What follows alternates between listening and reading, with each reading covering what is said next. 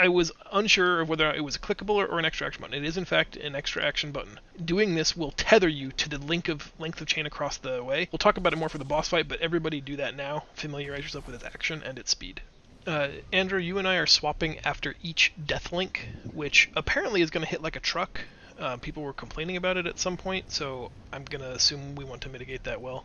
Healers specifically, it'll make more sense once you see it or once I finish the description, but your specific responsibilities in this fight are going to be to dispel slothful corruption. There's room for you guys to shine here because slothful corruption is going to be most detrimental to ranged players.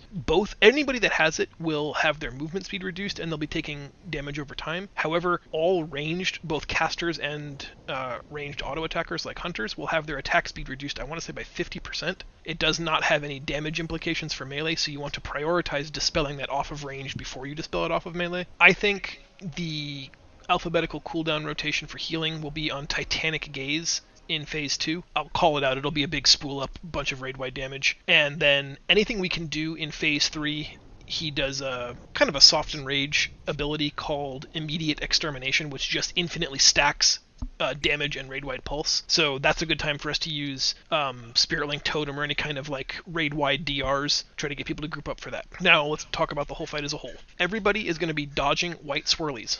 White swirlies will spawn on the floor. White swirlies are bad.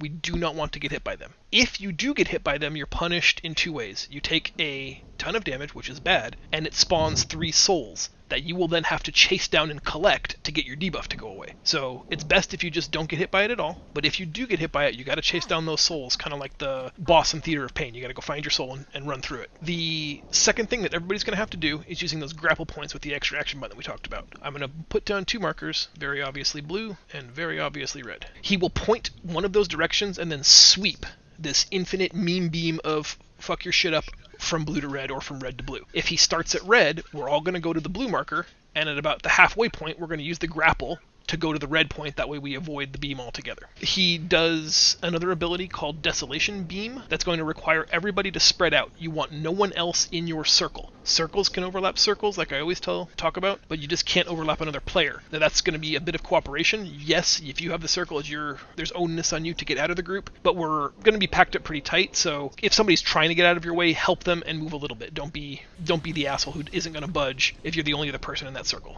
Help each other out. And there's another ability that goes out called Spreading Misery. When it expires, you drop a permanent pool of yuck. It lasts 10 minutes, which for all intents and purposes is this whole fight. I would like those dropped around the back of the room here, all along this wall that I'm marking with orange and moon and purple, and the other way as well. This is where I want all that crap dropped.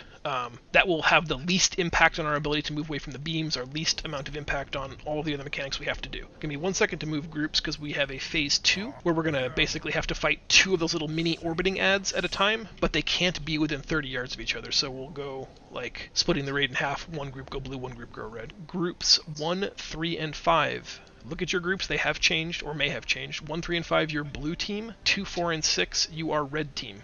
For when we do the splits, 1, 3, and 5 will be called Group 1, and they're going blue. 2, 4, and 6 will be called Group 2, they're going red. That's pretty much all I got. We're going to save our hero for his 30% Phase 3 transition. That's when he starts stacking up that infinite soft and rage ability, Immediate Extermination. So we're just going to wait there and then blow our load. I think we just see it. I expect this to be like a, between 1 and 3 pull boss, so